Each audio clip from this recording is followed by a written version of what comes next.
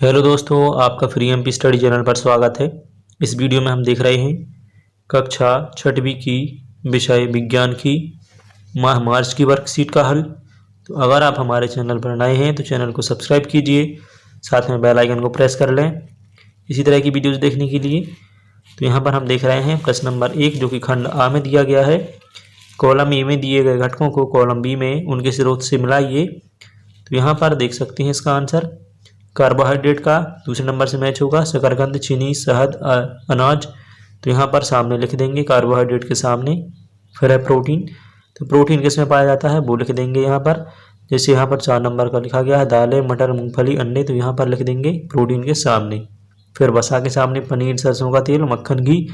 और इसी तरह से विटामिन सी के सामने आ जाएगा आंवला, संतरा, नींबू और यहाँ पर अमरूद। तो इनके लिए आप नोट कर लेंगे या तो स्क्रीनशॉट ले सकते हैं वीडियो को रोक करके। अब देखते हैं अगला प्रश्न। प्रश्न नंबर 2 में दिया है पहेली को 2 समान छड़ें दी गई हैं जिन्हें देखने से प्रतीत होता है कि वे लोहे की बनी हुई हैं। उनमें से एक चुंबक है जबकि दूसरी लोहे की साधारण छड़ है, बताइए। क्वेश्चन दिया है पहेली कैसे पता लगाएगी कि कौन सी छड़ चुंबक है। तो उत्तर में होगा चुंबक को लोहे के पास लाने पर वह चिपक जाएगी, जबकि लोहे को लोहे के पास लाने पर कोई प्रभाव नहीं पड़ेगा। तो जो चिपक जाएगी उस प्रकार से वह पता कर लेगी कि कौन सी छड़ चुंबक है। इसके बाद में दूसरा दिया है कोई 2 चुंबकीय पदार्थों के नाम लिखिए। तो यहाँ पर है लोहा और निकेल, इनका नाम लिख सकते हैं। फिर आता है प्रश्न 3 जिसमें दिया है प्रत्येक चुंबक के कितने ध्रुव होते हैं। तो प्रत्येक चुंबक के कितने ध्रुव होते हैं, तो यहाँ पर आ जाएगा 2 ध्रुव होते हैं। एक होता है उत्तरीय और एक होता है दक्षिणीय ध्रुव, ठीक है। फिर प्रश्न आता है 4वें नंबर का। यहाँ पर दिया गया है छड़ चुंबक को स्वतंत्रता पूर्वक लटकाने पर चुंबक किस दिशा में आकर रुकता है। तो इसका आंसर होगा स्वतंत्र लटका हुआ चुंबक सदैव एक ही दिशा में रुकता है, वो होती है उत्तरी और दक्षिणी, ठीक है। तो उत्तर दक्षिण में रहेगा। इसके बाद है प्रश्न 3। यहाँ पर एक चित्र दिखाया गया है और प्रश्न में है कि बूझो अपने घर के बाहर विद्युत खंभे पर उक्त प्रकार के चिन्ह को देखकर डर जाता है। वो सोचने लगता है कि विद्युत खंभे पर यह चिन्ह क्यों लगाया गया है। अब बताइए इस चिन्ह का क्या तात्पर्य है। तो उत्तर में आएगा यह दर्शाता है, मतलब ये जो चित्र है यह दर्शाता है कि विद्युत युक्तियों को असावधानी पूर्वक बरता जाए तो यह गंभीर चोट या मृत्यु का कारण बन सकती है, ठीक है। तो इसे भी आप लिखेंगे इस प्रकार से। फिर है आगे का प्रश्न, इसमें दिया है फर्श पर लुढ़कती हुई गेंद में होने वाली गतियों के नाम लिखिए। तो यहाँ पर मंदिर गति भी होती है, घर्षण गति भी होती है, इन दोनों को लिख सकते हैं। इसके बाद में आता है आपका अगला प्रश्न। यहाँ पर तीसरा प्रश्न है एक पौधे के बीज का अंकुरित होकर यह नया पौधा बनने की प्रक्रिया को चित्र द्वारा दर्शाइए। तो यहाँ पर 2 दिन बाद कैसा होगा, जैसे कि आप जमीन में डाल देते हैं तो सिर्फ उसका ऊपर का जो मतलब दाना है, दाने का जो चारों ओर की मतलब आवरण है, सिर्फ वो फूल जाएगा 2 दिन बाद।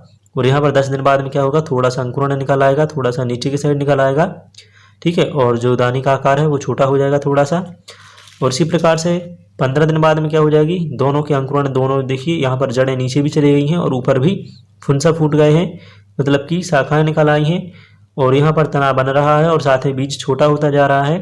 तो इस प्रकार से बना देना है 15 दिन बाद। और 20 दिन के बाद में क्या हो जाएगा, 20 दिन में छोटी छोटी सी पत्तियाँ निकल आएंगी और तना हमारा मजबूत होता जाएगा और जड़ें भी फैलती जाएंगी और यहाँ पर बीज का लगभग अस्तित्व खत्म होते जाएगा, ठीक है। तो इस प्रकार से आपके लिए 4 चित्र बनाने हैं। प्रश्न 4 दिया है, इसमें लिखा है निम्न प्रश्नों के उत्तर दीजिए। तो प्रश्न 4 में आ नंबर में दिया गया है कि प्राचीन काल में लोग पैर की लंबाई, अंगुली की चौड़ाई और 1 कदम की दूरी का उपयोग मापन के मात्रक रूप में करते थे। इससे उन्हें क्या क्या परेशानियाँ होती थी अपने शब्दों में लिखिए। तो यहाँ पर उन परेशानियों को अपने शब्दों में लिखना है। तो यहाँ पर इसको रोक कर स्क्रीनशॉट ले सकते हैं या तो फिर आप वीडियो को पॉज कर सकते हैं। तो यहाँ पर पहला जो हमारे प्रश्न का आंसर है वो होगा इस प्रकार लंबाई चौड़ाई का मापन करने से ज़्यादा त्रुटि होने की संभावना बनी रहती है, क्योंकि इस प्रकार के मापन में बार बार एक अलग ही मापन प्राप्त होता था और साथ ही दूसरा व्यक्ति का माप पहले व्यक्ति के माप से भिन्न होता था।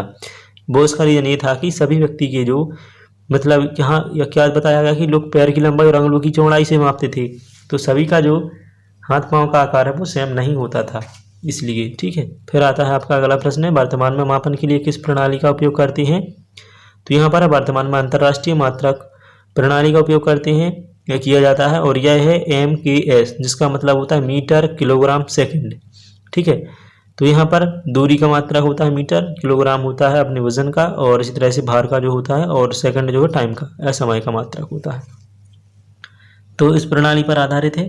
प्रश्न नंबर सामने दिया है, लंबाई का मानक मात्रक क्या है। तो लंबाई का जो मानक मात्रक है वो मीटर है, जो कि M से प्रदर्शित होता है। इसके लिए आप स्क्रीनशॉट लेकर लिख सकती हैं। देखते हैं अगला प्रश्न। यहाँ पर दिया गया है कि निम्नलिखित पदार्थों को पृथक करने की विधियों के नाम लिखिए। तो यहाँ पर पदार्थ बताए गए हैं, यहाँ पर विधियों के नाम लिखने हैं। तो समुद्र के जल से नमक को पृथक करने की विधि का नाम क्या है, वाष्पीकरण। फिर है रेत से पत्थरों को पृथक करने की विधि का नाम है चालन। उसी तरह से धान के दानों को डंडियों से अलग करने या पृथक करने की विधि का नाम है निष्पादन। तो यहाँ पर इन तीनों को लिख लेंगे। फिर आता है प्रश्न नंबर 5। यहाँ पर दिया गया है, एक बर्फ के टुकड़े को बांधकर पानी से भरे गिलास में डालिए, क्या होता है, अपने अनुभव लिखिए। तो यहाँ पर देखिए उत्तर में आ जाएगा, बर्फ के टुकड़े को बांधकर पानी से भरे गिलास में डालने पर बर्फ पानी में तैरने लगता है एवं उसके भार में कमी आने लगती है। ठीक है, फिर है 12 नंबर का प्रश्न। यहाँ पर दिया गया है, यदि उपरोक्त गिलास में बर्फ के टुकड़े के ऊपर थोड़ा नमक डाल दिया जाए तो क्या परिवर्तन दिखाई देता है। तो परिवर्तन है कि बर्फ तेजी से पिघलने लगता है और हिमांक में 0 से नीचे होने के कारण। ठीक है, क्योंकि हिमांक घट जाता है इसलिए वह जल्दी से पिघलने लगता है नमक डालने से, क्योंकि उसमें आयन होती है। फिर इसके बाद में आता है प्रश्न नंबर 6। यहाँ पर दिया गया है, नीचे दिए गए विटामिन एवं खनिज लवणों की आगे उनकी कमी से होने वाले रोग तथा उनके लक्षणों को लिखिए। तो यहाँ पर देखिए विटामिन दिए गए हैं, यहाँ पर रोग के विकार, रोग या विकार के नाम बताना है, लक्षण बताना है। तो पहले विटामिन ए की कमी से होता है रतौंधी, लक्षण है कि रात में ना दिखना या कम दिखाई देना। फिर है विटामिन बी, विटामिन बी से होता है बेरी बेरी रोग, जो कि जो लक्षण में आ जाएगा पैरों में सूजन आना और सांस फूलना, ये लक्षण है। फिर है विटामिन डी, तो विटामिन डी किसकी कमी से होता है, रिकेट्स, मतलब विटामिन डी की कमी से जो रोग होता है वो होता है रिकेट्स। इसमें क्या होता है, हड्डियाँ आसानी से टूटने लगती हैं या टूटती हैं। फिर आता है कैल्शियम, तो कैल्शियम की कमी से होता है हड्डियाँ कमज़ोर होती हैं और हड्डियों का विकास नहीं हो पाता, ये एक लक्षण है। फिर है आयोडीन, तो आयोडीन की कमी से होता है घेंगा रोग और जिसका लक्षण है कि गर्दन में सूजन आना शुरू हो जाता है। ठीक है, तो ये प्रश्न नंबर 6 था, इसके लिए नोट करेंगे। फिर देखते हैं नेक्स्ट क्वेश्चन। यहाँ पर अगला प्रश्न जो है प्रश्न नंबर 7 खंड बा से और प्रोजेक्ट कार्य से लिया गया है, जो कि 20 नंबर के पूर्णांक में है। तो यहाँ पर प्रश्न नंबर पहला देखते हैं, यदि हमारे घरों एवं आसपास के क्षेत्र से कूड़ा हटाया जाए तो क्या होगा। तो देखिए इसका आंसर होगा, यदि हमारे घरों या आसपास के क्षेत्र से कूड़ा ना हटाया जाए। ठीक है, यहाँ पर ना हटाने की बात की है, ना हटाया जाए तो गंदगी होने के कारण मच्छर आदि उत्पन्न होंगे और जल दूषित होगा और बीमारियाँ उत्पन्न होने लगेंगी और या लोग बीमार होना पड़ जाएंगे। तो यहाँ पर इसका आंसर नोट करते हैं। फिर आता है दूसरा नंबर, स्वच्छ भारत अभियान के कारण आपके आसपास क्या क्या परिवर्तन हुए। तो यहाँ पर इन परिवर्तनों को बताना है, जैसे कि स्वच्छ भारत अभियान के कारण अब हमारे इलाके में स्वच्छता आ गई है। फिर लोगों का बीमार होना कम हो गया है, मच्छरों की संख्या में कमी आई है और गाड़ी वाला रोज कूड़ा लेने आने लगा। तो इस प्रकार के परिवर्तन देखने को मिले स्वच्छ भारत अभियान के बाद। फिर आता है प्रश्न जिसमें दिया है, स्वच्छ भारत अभियान का लोगों का चित्र बनाइए, लोगों का चित्र। तो यहाँ पर स्वच्छ भारत का अभियान का जो लोगो है उसका इस प्रकार से चित्र होता है, एक ऐनक बनी होती है और उसके अंदर स्वच्छ भारत लिखा होता है, फिर लिखा होता है नीचे कदम एक कदम स्वच्छता की ओर। आता है आपका चौथा प्रश्न, यहाँ पर दिया है, चौथे प्रश्न में है, यदि आपको एवं आपके मित्रों को किसी समारोह में प्लास्टिक की प्लेट अथवा केले के पत्ते में खाने का विकल्प दिया जाए तो आप क्या चुनेंगे और क्यों, इसका उत्तर बताना है।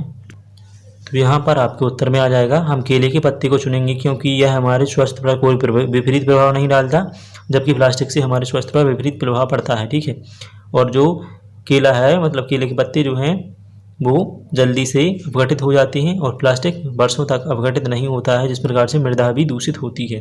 ठीक है, तो ये आपके लिए इसके आंसर में लिखना है। फिर इसके बाद में आता है प्रश्न नंबर 5, यहाँ पर दिया गया है, प्लास्टिक के अति उपयोग को न्यूनतम करने के लिए हम क्या कर सकते हैं।